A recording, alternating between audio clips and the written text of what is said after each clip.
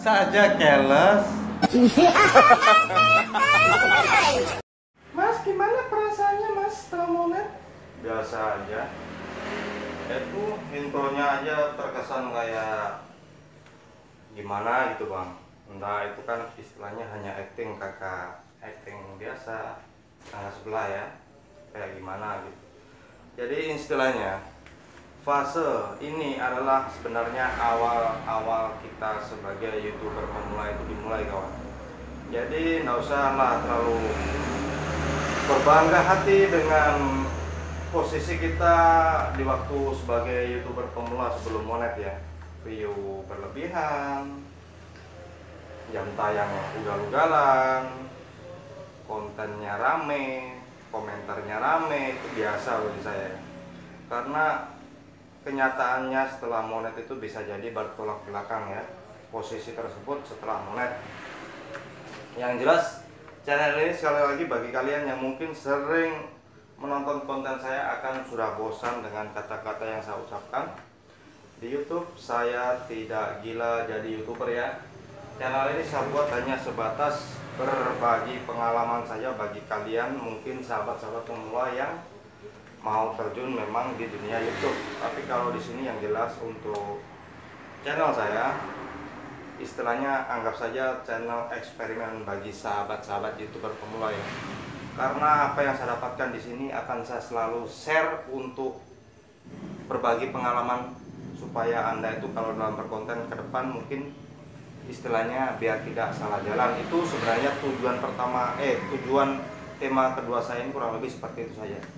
Jadi untuk berapa gaji, bagi yang penasaran berapa gaji seorang YouTuber pemula setelah monet, 1000 subscribe segala macam, gaji puluhan juta itu adalah bisa dibilang hoax, bisa juga dibilang real. Sisanya itu tergantung konten saja kawan-kawan. Jadi kalau konten biasa gaji istimewa itu tanda tanya bagi kita semua. Tapi kalau kontennya itu mantap segala macam, penyajiannya istilahnya perfecto ya, itu boleh. Tapi kalau konten biasa gaji istimewa, uka-uka itu kawan.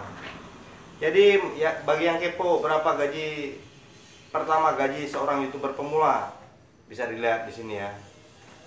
Nah untuk ini adalah bisa dibilang gaji atau bisa dibilang sebagai mungkin kode awal untuk memverifikasi akun pembayaran kita ya. Tapi kalau bagi saya itu ya tetap gaji karena itu berupa rupiah ya, walaupun cuma sekian ratus rupiah. Jadi bisa dibilang gaji saya pertama itu cuma 195 rupiah. Jadi banyak bagi mereka itu pikirannya kalau setelah monet gajinya jutaan ya, gede terus wih. Terlalu hiperbola bosku. Jadi kalau versi saya yang ini biasa-biasa aja gitu. Terus untuk gaji minimum, sebenarnya gaji minimum ini gaji minimum ya kurang lebih 100 dolar ya. 100 dolar itu baru bisa ditarik, kalau dirupiahkan mungkin sekitar 1314 lah ya. Tapi kalau ya ada yang gaji pertama puluhan juta segala macam, mungkin pertama kali ditariknya dengan jumlah nominal itu. Tapi kalau untuk minimum gaji pertama standarnya pada umumnya itu ya 100 dolar itu ya 1.300.000 1.400.000 itu, yang kurang lebih pokoknya seperti ini ya yang di sini tadi. Yang jelas channel ini akan selalu mengedukasi bagi kalian yang sepemahaman dengan saya saja. Ya walaupun di sini jujur kalau di YouTube ini makanya saya selalu bilang tidak gila jadi YouTuber. Karena apa? Di YouTuber itu selain persaingannya ketat, jadi kita wajib mempunyai istilahnya menguasai ya, entah itu dari segi editing, dalam bernarasi, dan masih banyak lagi ya yang mau dipilah-pilah ya. Itulah yang membuat saya malas jadi YouTuber sebenarnya. Makanya saya bilang untuk konten saya ini konten sederhana karena saya malas melakukan sesuatu. Jadi bagi kalian yang mungkin paham dengan saya, monggo, kalau enggak ya ditinggalkan aja channel ini ya. Karena kemarin juga ada yang sempat yang bilang, "Mas, pakai cara ini aman kah? Pakai cara ini aman kah?" Sekarang logikanya ya, kalaupun memang tidak aman cara yang saya terapkan, Buktinya nggak mungkin saya ada di titik ini ya, titik awal sebagai YouTuber pemula ya, walaupun bisa dibilang lolos monetisasi ya. Itu harusnya bisa mikir kawan. Jadi sikap-sikap seperti ini kalau dalam dunia nyata saya bilang itu mungkin bisa dibilang begini. Jadi kalau antar pertemanan tidak ada sebuah kepercayaan, lebih baik ditinggalkan gitu. Jadi untuk apa kita mati-matian membela-belakan segala sesuatu yang tidak ada bentuk, istilahnya kayak tidak ada sebuah kepercayaan. Itu sama saja istilahnya. Karena logikanya kurang lebih seperti ini. Fakta terbesar menonton sebuah konten adalah yang tidak subscribe dibanding subscribe. Kenapa banyak para kreator-kreator resmi dari YouTube melarang ya sub for sub, ataupun dari pihak YouTube sendiri melarang sub for sub? Ya kurang lebih seperti ini kawan-kawan, supaya tidak ada antara pemula 1, pemula 2, istilahnya kegiatan tersebut ya yang berkaitan ya, itu tidak ada kayak istilahnya perasaan-perasaan yang saling mencurigai gitu. Jadi intinya kita fokus ke konten sendiri, membangun channel sendiri gitu. Itu yang dimaksud dengan kreator sejati. Karena sub-sub itu kebanyakan di awal-awal saja itu yang mantap. Tapi beda lagi bagi mereka yang dari awal sampai perjalanannya itu selalu mendukung ya, yaitu yang wajib dipertahankan kalau versi saya. Ya sub-sub ini pokoknya membantu iya, membuatmu buntu juga iya. Jadi sisakan sesuai porsimu ya. Yang jelas channel ini channel mengedukasi kan ya, bukan ahli hahaha saja. Itu menurut saya. Karena sekaligus saya membuat konten ini untuk menjadikan bukti, untuk menyumpel mulut-mulut mereka yang suka mengintimidasi ya. Karena di dunia nyata tidak di uka-uka itu sama saja versinya. Terlalu banyak orang itu banyak yang pintar berasumsi ketimbang praktekisasi. Ya yes, pokoknya kurang lebih intinya seperti itu aja kawan-kawan.